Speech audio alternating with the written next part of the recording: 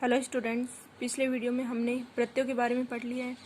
आज हम वाच्य परिवर्तन के बारे में पढ़ेंगे कि वाच्य परिवर्तन क्या होता है, किस प्रकार से होता है। वाच्य 3 प्रकार के होते हैं: कर्तृवाच्य, कर्मवाच्य और भाववाच्य। क्रिया के द्वारा कहा गया कथन का जो प्रकार होता है उसे हम वाच्य कहते हैं। कि जैसे पठती, इसका मतलब क्या हुआ? पढ़ता है। अब हमारे दिमाग में प्रश्न आता है कि कह पठती, कौन पढ़ता है? इसका उत्तर होगा कि कोऽपि पठन करता पठती, कि कोई भी पढ़ने वाला करता है वो पढ़ता है। इस प्रकार क्रिया के द्वारा कर्ता को सूचित किया जाता है। अतः पठती क्या हुआ? कर्तृवाच्य, कि पढ़ता है मतलब कोई भी पढ़ता है, तो किसी को सूचित किया जा रहा है तो क्या हो जाएगा? किसी व्यक्ति का आ रहा है नाम, तो करने वाला है, कार्य को करने वाला करता है, तो वो वाच्य का प्रकार कौन सा हो गया? कर्तृवाच्य।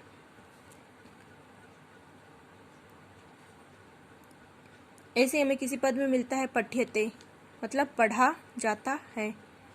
फिर प्रश्न आता है कि किम पठ्यते, क्या पढ़ा जाता है? तो कोऽपि ग्रंथः किमपि पुस्तकं वा पठ्यते। इससे स्पष्ट होता है कि यहाँ क्रिया से कर्म कहा गया है, कि कुछ भी, कोई भी ग्रंथ है वो पढ़ा जा रहा है, पुस्तक पढ़ी जा रही है, इसलिए पठ्यते से क्या हुआ? कर्म हो रहा है, कार्य हो रहा है। तो ये कौन से वाच्य का उदाहरण हो जाएगा? कर्मवाच्य का।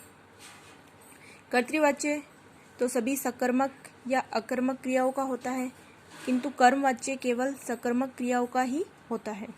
जिन क्रियाओं का कर्म नहीं होता वे अकर्मक क्रिया कही जाती हैं, जैसे हर्ष, सी आदि। अकर्मक क्रियाओं से भाववाच्य होता है, यानी जिसमें कर्म नहीं होता वहाँ पर भाव होता है, और वो वाच्य कौन सा होता है? भाववाच्य। सुप्यते, इस पद के द्वारा न तो कर्ता कहा जाता है और न ही कर्म कहा जाता, अपितु क्रिया ही कही जाती है, इसलिए क्या हो गया? सुप्यते में भाववाच्य हो गया। कर्तृवाच्य, कर्तृवाच्य में क्या होता है कि कर्ता की प्रधानता होती है, कि जो काम करने वाला होता है वो प्रधान होता है, इसलिए क्रिया में लिंग, पुरुष व वचन कर्ता के अनुसार होता है। जैसे बालकः विद्यालयं गच्छति, बालकौ विद्यालयं गच्छतः, बालकाः विद्यालयं गच्छन्ति। कर्तृवाच्य में कर्ता में क्या होती है? प्रथमा विभक्ति होती है, कर्म में द्वितीय विभक्ति होती है, और क्रिया है वो कर्ता के अनुसार होती है। किसी भी वाक्य में 3 चीज होती हैं: कर्ता, कर्म और क्रिया। तो जो कर्तृवाच्य है उसमें क्या हो जाएगा? कर्ता में प्रथमा विभक्ति, कर्म में द्वितीय विभक्ति, और क्रिया कर्ता के अनुसार होती है, वो होता है कर्तृवाच्य। दूसरा आता है कर्मवाच्य। इसमें क्या होता है कि कर्म की प्रधानता होती है, कर्म प्रधान है, तो क्रिया में क्या होगा? लिंग, पुरुष और वचन है वो कर्म के अनुसार होता है। यहाँ सभी धातुएं आत्मनेपद में होती हैं और बीच में ये जुड़ता है, जैसे छात्रेण विद्यालये गम्यते, ये जुड़ गया। छात्राभ्याम पुस्तके पठ्यते, ये जुड़ गया है। अस्माभिः पद्यानि पठ्यन्ते, ये जोड़ दिया गया धातु के साथ। तो कर्मवाच्य में क्या होता है कि कर्ता में तृतीय विभक्ति होती है। कर्तृवाच्य के कर्ता में कौन सी विभक्ति थी? प्रथमा विभक्ति। कर्म में द्वितीय विभक्ति। ये चीज इसमें मोस्ट इंपोर्टेंट है, जिसको ध्यान में रखना है।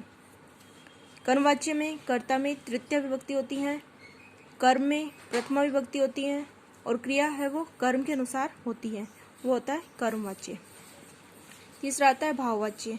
अकर्मक धातुओं का कर्मवाच्य के समान रूप का जिसमें प्रयोग दिखलाई देता है वहाँ भाववाच्य का प्रयोग होता है। यहाँ पर क्रिया है वो केवल और केवल भाव को ही सूचित करती है, यानी ना कर्म होता है ना कर्ता होगा, भाव ही होगा, इसलिए वह सदा केवल प्रथम पुरुष एक वचन में ही प्रयुक्त होती है। जैसे बालकेन हस्यते, तो हस्यते भाव आ रहा है, हंस रहा है। सुप्यते, सो रहा है, ये इसमें भाव आ रहा है, तो ये भाववाच्य का उदाहरण हो जाएगा। भाववाच्य में क्या होता है कि कर्ता में तृतीय विभक्ति होती है, जैसे बालकेन हस्यते, तो बालकेन में कौन सी विभक्ति हो गई? तृतीय विभक्ति। कर्म होता नहीं है, इसमें कर्म नहीं आया है, सिर्फ क्रिया ही आई है, हस्यते। मया कर्ता है और सुप्यते क्रिया है, कर्म इसमें नहीं है। तो जो क्रिया होगी वो क्या होगी? भाव के अनुसार ही होती है, वो होता है हमेशा भाववाच्य। कुछ शब्द है जिनको आप याद रख करके कर्तृवाच्य को और कर्मवाच्य में बदल सकते हैं। जैसे कर्तृवाच्य में अगर भवान आ जाए तो वो हमेशा किस में बदलेगा? कर्तृवाच्य का कर्ता कौन सी विभक्ति का होता है? प्रथमा विभक्ति का। और कर्मवाच्य का कर्ता कौन सा होता है? तृतीय विभक्ति का। तो क्या करते हैं हम? कर्ता को प्रथमा विभक्ति से तृतीय विभक्ति में बदल देते हैं। कर्म होता है वो यहाँ द्वितीय विभक्ति का होता है, लेकिन कर्मवाच्य में क्या होता है? वो प्रथमा विभक्ति में आ जाता है। इसलिए कर्ता को कैसे बदला जाता है कि भवान है वो किस में बदल जाएगा, भवता में। स है वो तेन में बदल जाएगा, तेन तृतीय विभक्ति होती है स की। भवंतो भवद्भ्याम में बदल जाएगा, और तौ है वो ताभ्याम में बदल जाएगा। भवंत है भवद्भी में बदल जाएगा, और ते है वो तृतीय बहुवचन तेह में बदल जाएगा। भवती शब्द है स्त्रीलिंग का है, ये तृतीय में क्या बदलेगा, भवत्या हो जाएगा। सा है वो तया में हो जाएगा। भवत्यो भवतीभ्याम बदल जाएगा, ते है वो ताभ्याम में बदल जाएगा। भवत्य है भवती भी में बदल जाएगा, ता है वो ताभी में बदल जाएगा। त्वम है वो हमेशा त्वया में बदलता है, इसकी त्वम की तृतीय विभक्ति त्वया हो जाएगी। युवाम युवाभ्याम हो जाएगा, यूयम युष्मा भी हो जाएगा, अहम मया हो जाएगा, आवाम का अवाभ्याम हो जाएगा। पहले से अगर कर्मवाच्य है तो इसका कर्तृवाच्य बनाने के लिए मया का अहम हो जाएगा, अवाभ्याम का आवाम हो जाएगा, ये दोनों एक दूसरे के चेंज हो जाएंगे। वयम अस्माभि में बदल जाएगा, एषा है एतेन में, अयम अनेन में, एषा एतया में, इयम अनया में, एते एतेह में, इमे एभि में, एताहा एताभि में, इमह आभि में। ये वो शब्द है जिनको आप याद रख करके कर्तृवाच्य और कर्मवाच्य आसानी से कर सकते हैं। Thank you.